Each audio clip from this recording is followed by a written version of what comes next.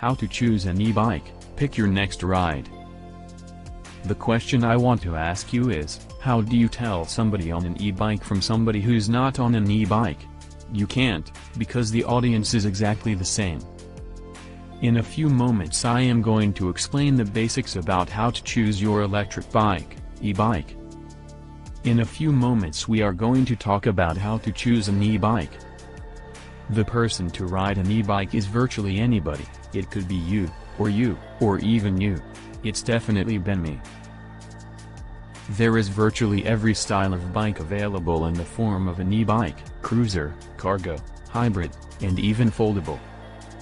E-bikes are great for people who are trying to give up their cars, or those who might be commuting just long enough distances that it makes more sense for them to have some pedal assist versus doing it riding completely under their own power. It's also great for people who might be carrying a lot of cargo, and that could include their kiddos.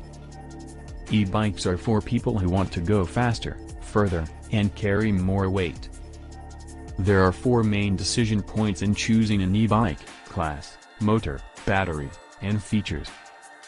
Let's first talk about e-bike classes. There are 3 basic classes of bike: Class 1, pedal assist to 20 miles per hour, Class 2, pedal assist to 20 miles per hour plus throttle mode, and Class 3, pedal assist up to 28 miles per hour. Class 2 is actually a throttle assist, meaning that you are going to have a motorized bike for all intent and purposes, and they are more restrictive in their use. The clear difference between Class 1 and Class 3 is where that pedal assist stops. That just means that Class 1 is generally more accepted everywhere on more and more trails. Whereas, Class 3, you might still have some restrictions, primarily in mountain biking, but not exclusively so. You want to check in with your local authorities to make sure that your bike is permitted on community trails. Now let's talk about motors. Motors generally come in 2 types, either placed in that bottom bracket called a mid-drive motor, or they'll be located in either the front or the rear hub, so a hub drive motor. The difference between these generally is that a mid-drive is going to feel a little bit more balanced and mirror your natural pedal stroke, and hub drive motors, depending on where they're located, will tend to feel either more push or pull. When you're considering whether you might want a mid-drive motor, the things to consider are again, the placement of the motor, and the fact that it frees your wheels up to make them easier to maintain. If you have flats, for example, it is a lot easier to pull your wheels off and change the flats yourself. In addition, mid-drive motors work with your gearing system, which allows for more efficient use of your battery. The other 2 major considerations in what a motor does for an e-bike are torque and wattage. Torque is the force that helps move that bike forward, and the wattage is the amount of electricity or power that's required to move that bike. Wattage speaks to how quickly the battery will drain. Typically an e-bike that you're going to purchase in most bike stores is either going to have 250 watts, or 500 watts, and, in some cases you might find 750 watts. Everything is a trade-off. The trade-off will be whether you want more battery life or more power. And typically, you're going to concede one or the other, depending on how you're pedaling, and what type of terrain you're on. Let's talk about the differences between lower wattage, lower torque, and higher wattage, higher torque, and whether one or the other might be more useful to your riding style. When we are talking lower torque, lower wattage, the bike typically will be more efficient, and you might be doing a little bit more of that work on your own with just light pedal assist. The upside of this is longer range. You might want higher wattage, higher torque as if you're looking for that workhorse of a bike. If you need the bike to provide more power under load, and you might be carrying more load, so you need bigger power and you might need less range. It's also great for very hilly terrain, the very terrain where that extra power is super useful. There are 2 primary things that you want to know about batteries. The first is where the battery placed. You're going to have either an internal but removable battery, or an internal non-removable battery, or an external battery. The pros and cons of these are that, clearly in an internal battery, whether it is removable or not.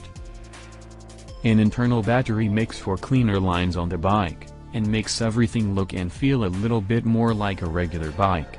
And it allows you also the option for some braze-ons where you can actually still attach a water bottle cage, for example. An external battery will be more easily removable, and typically more easily exchangeable, and they can be placed in several different areas on the bike. The second consideration of a battery is the capacity of the battery. Typically you're going to find that batteries on e-bikes range from about 250 watt-hours to about 500 watt-hours, but you might find some numbers in between that depending on the brand of the bike. The wattage rating just reflects the battery capacity. The question that everybody asks when they are looking at e-bikes is, how far will this bike take me? The easiest, simplest way to answer that is, it depends on how much pedal assist you're using. The more pedal assist you use, the lower the range. The less pedal assistance you use, the longer the range. When you're considering what the range of the bike is, do consider that manufacturers will post what that range can be. It might be 20 to 40 miles, it might be 40 to 50, or 50 to 70 miles. But, be aware that that range is based on the least amount of pedal assist being used in that e-bike. There are a couple of final considerations that you might want to think about when you are choosing your bike. E-bikes start to have a lot of other really cool integrated features, like built-in lights, built-in security and locks. If you want those things incorporated into the bike, it is something also to think about when you're shopping for an e-bike. One of the most important tools on the bike for most riders is going to be the controller. The controller is the thing that powers the bike on and off. And, it will also allow you to choose the level of assist that you want. But the other things that it may show you, depending on the level of sophistication of the controller, would be battery life, speed, and where you are in your total range. Some controllers have more information than others, so if it's important to you to have more information at your fingertips, you might want to think about that when you're choosing the e-bike. The last thing is the weight on these guys can vary quite a lot. They can be anywhere from 25 pounds to 65 pounds. So keep in mind how you're planning on transporting the bike, and storing the bike, so that this bike will fit into your lifestyle. This should give you a lot of information to start the process for shopping for an e-bike. Click the link in the first comment to find our e-bike and accessory recommendations. As always, size and fit are really important, so check out my video on that and I'll see you out in the trail. And, in the next video.